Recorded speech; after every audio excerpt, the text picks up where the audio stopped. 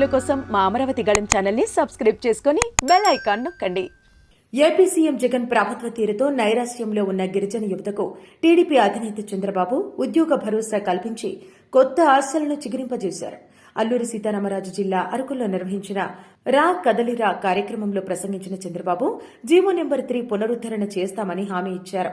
గిరిజన ప్రాంతాల్లోని అన్ని ఉద్యోగాలు గిరిజనులకే దక్కే విధంగా టీడీపీ ప్రభుత్వం దివంగత ఎన్టీ రామారావు సారథ్యంలో 1986లోనే నడుం బిగించింది.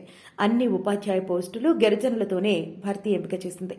ఆ ఉత్తర్వులను రద్దు చేయాలంటూ పలు కేసులు నడిచాయి. టీడీపీ ప్రభుత్వం కూడా అంతే ధీటుగా గిరిజనులకు అండగా నిలిచి సుప్రీంకోర్టు వరకు పోరాడింది.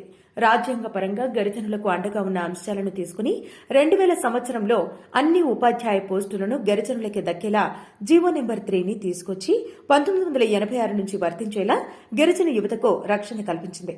ఇదే పరంపరను క్రమేణా అన్ని పోస్టులకు వర్తింపజేస్తూ వచ్చారు. అయితే 2020 ఏప్రిల్లో ఒక కేసు విషయంలో ఆ జీవో సుప్రీంకోర్టులో వీగిపోయింది. ఆ తీర్పుతో గిరిజన యువతకు గిరిజన ప్రాంతాల 100% ఉద్యోగ భరోసా ప్రశ్నార్థకమైంది. గిరిజనులకు అండగా నిలవాల్సిన వైసీపీ ప్రభుత్వం ఆ జీవోను పునరుద్దరించే దిశగా సరైన చర్యలు తీసుకోలేకపోయింది. ఇటీవల అరకులోయకు వచ్చిన చంద్రబాబు ఈ అంశంపై దృష్టి సారించి తమ ప్రభుత్వం గిరిజన యువతకు 100% ఉద్యోగ భరోసా కల్పిస్తూ ఇచ్చిన జీవోను జగన్ ప్రభుత్వం కాపాడలేకపోయిందని, గిరిజన యువత భవిష్యత్తును దెబ్బతీసిందని ఆక్షేపించారు. తమ ప్రభుత్వం వచ్చిన వెంటనే జీవో నెంబర్ 3ని పునరుద్దరణకు అవసరమైన చర్యలన్నింటినీ తీసుకుంటామని స్పష్టం చేశారు.